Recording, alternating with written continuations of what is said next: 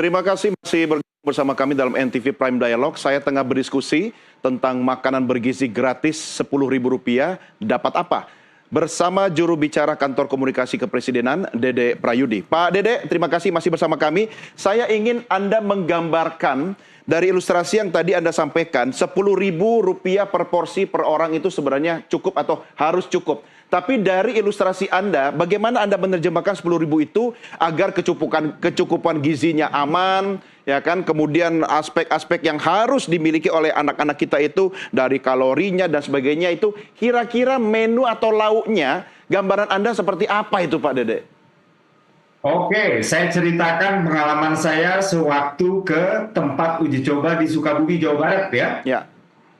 Jadi sekitar jam 5, jadi orang-orang di unit layanan tersebut langsung menerima bahan baku dari para petani, dari para peternak, dari para pekebun, ya, dari juga para nelayan.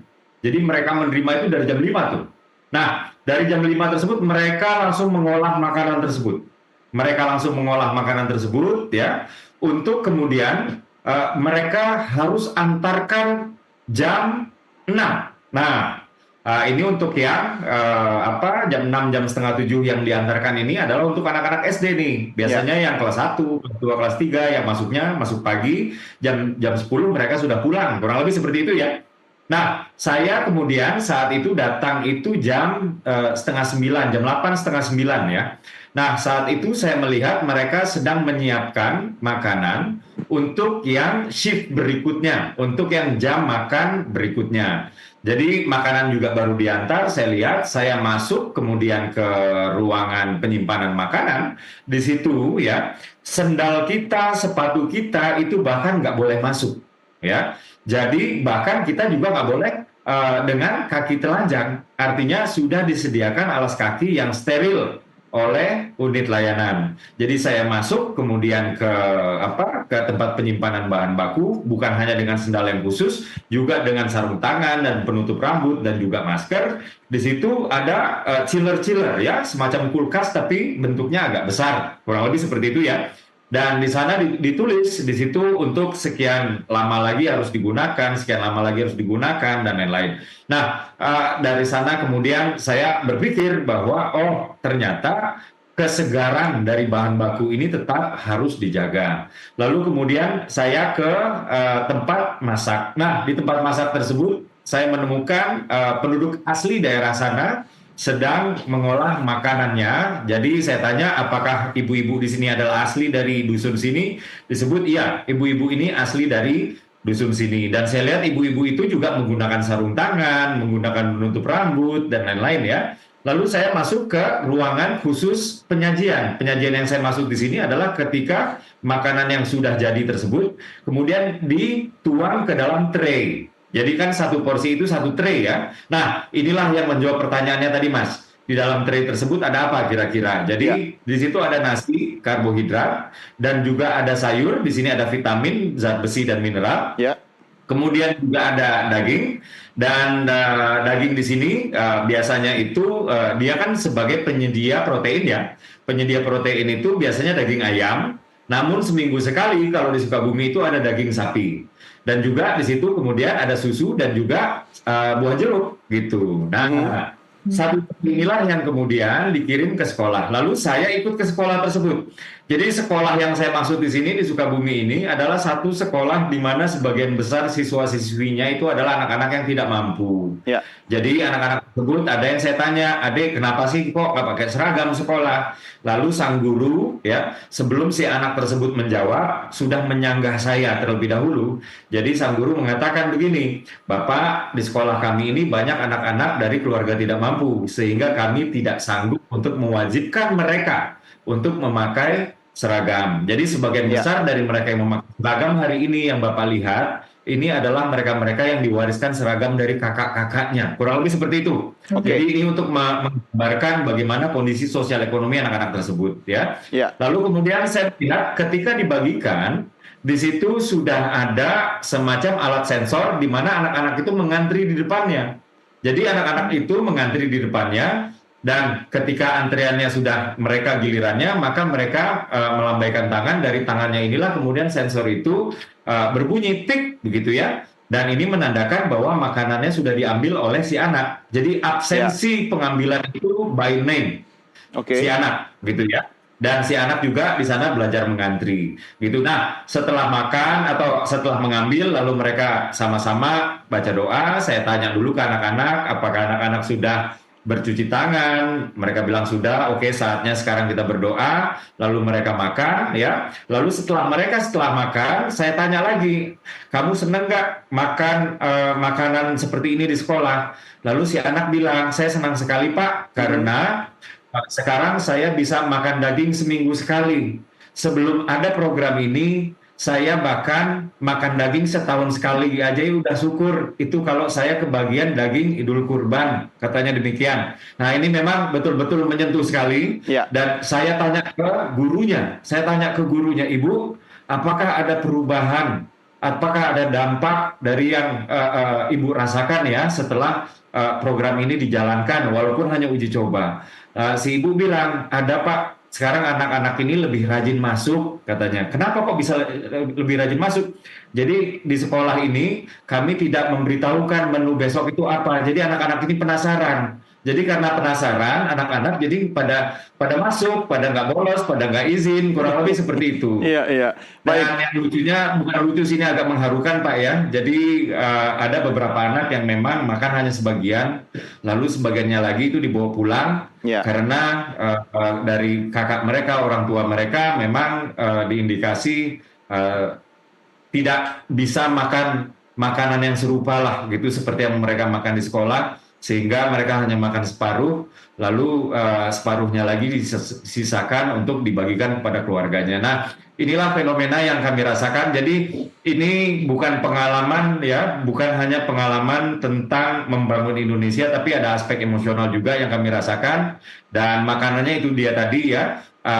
Kalau daging setiap hari tentu saja ini anggaran bisa jebol. iya, Tapi iya. setidaknya protein di sini ada daging ayam yang bisa menggantikan, daging ikan bisa menggantikan, tapi setidaknya daging sapi di sini harus ada seminggu sekali. Demikian. Ya, menarik Pak Dede. Artinya kalau soal ini kita firm ya, kita setuju. Ini bagian penting pemerintah untuk memberikan perhatian konkret kepada masyarakat. Apalagi masa depan bangsa tergantung anak-anak kita sekarang ini. Nah, pertanyaan saya bagaimana mengawal konsistensi ini dengan yang sebelumnya anggaran 15.000. Anda pasti masih ingat Pak Dede ketika Wapres Gibran kemudian melakukan kunjungan pada saat uji coba program makanan bergizi ini, lauknya waktu kunjungan ke SD Negeri Kelampis Ngasem 3 Surabaya, itu lauknya ayam saus manis, sayur, melon, nasi, dan susu.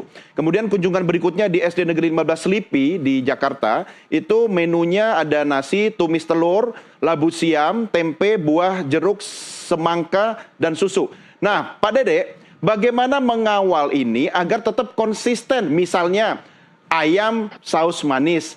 Ayamnya jangan cuma hari Senin, hari Selasa sampai Jumat tinggal saus manisnya doang begitu kan? Karena kan tentu ada variasi menu, tetapi tetap dagingnya ada, telurnya ada. Bagaimana strategi ini bisa diimplementasikan ke seluruh Indonesia? Komentar Anda, Pak Dede. Ya, jadi yang paling penting di sini sebenarnya bukan dalam wujud apa gizi-gizi tersebut disalurkan. Jadi misalnya di Papua, karbohidrat yang akan dipenuhi kebutuhannya itu bukan melalui nasi atau beras seperti itu ya. Di Papua akan digunakan sagu. Itu selain Ya, untuk mengangkat kearifan lokal, di sini juga ada efisiensi biaya seperti yang tadi saya katakan sebelumnya. Misalnya kalau di Papua kita memaksakan beras tersebut dikirim dari Pulau Jawa atau Sulawesi atau Kalimantan, tentu saja di sana akan ada pembengkakan anggaran. Kurang lebih seperti itu ya. ya, Dan apa terkait dengan apakah ayam, apakah daging, apakah beras. Nah, ini semua bukan soal menunya, Mas, tapi mm-mm. soal kecukupan gizinya tadi. Oke, Gitu. Tapi satu hal yang pasti, susu memang harus ada. Susu memang harus ada, dan ini tidak bisa digantikan dengan susu ikan. ya, Ini harus susu sapi full cream. Demikian ya. Nah, oke, untuk memastikan bahwa pengawasannya itu betul-betul apa namanya, pengawasan itu betul-betul disaksikan langsung oleh pihak yang betul-betul peduli. Jadi kalau kita ke unit layanan ya, sewaktu saya di Sukabumi, di situ ada satu screen besar sekali, mm-mm. dan di dalam screen tersebut terdapat tampilan gitu ya. Di sana ada kandungan karbohidratnya sekian gram, kandungan proteinnya sekian gram, vitamin misalnya A sekian, B sekian, sampai dengan zat besi yodiumnya sekian. Itu tertera semua dan Ya, ini tersambung langsung ke device yang dipakai oleh Presiden Prabowo Subianto. oke. Jadi pengawasannya ya dapat saya pastikan pengawasannya ini langsung dilakukan oleh sebuah institusi yang namanya Kepresidenan, bukan Menteri A, bukan Menteri B, tapi langsung institusi Kepresidenan. Demikian, Ya, Mas. baik. Saya juga menyambut sudah bergabung bersama kita Ketua Umum Perhimpunan Pakar Gizi dan Pangan Indonesia, ada Pak Hardiansyah. Selamat malam, Prof. Hardiansyah. Iya, selamat malam. Kedengaran nggak ya suara Iya, saya? kedengaran sangat jelas, Prof. Hardiansyah. Prof, saya ingin komentar Anda dengan angka Rp10.000 per porsi per anak. Kira-kira apakah bisa mencakup dan melindungi seluruh aspek gizi yang dibutuhkan oleh anak-anak kita dalam satu porsi itu? Gimana, Prof?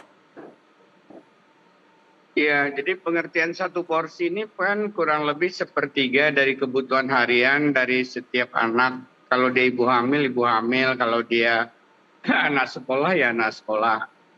Nah, angka 10.000 ini memang sangat tergantung pada daerah sebenarnya ya. Iya, Asumsinya kalau memang Badan Gizi Nasional sudah menyiapkan peralatan, sudah menyiapkan tempat memasak, sudah membiayai tenaga masaknya, dan 3 sarjana tadi di luar dari 10.000 saya pikir bisa.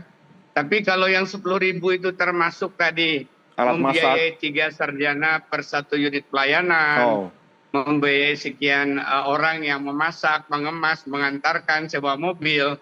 Kelihatannya untuk anak sekolah bisa, karena untuk anak sekolah ini kan sifatnya sangat sederhana ya. Diantar ke suatu tempat sekolah, di sana sudah ada 150 orang.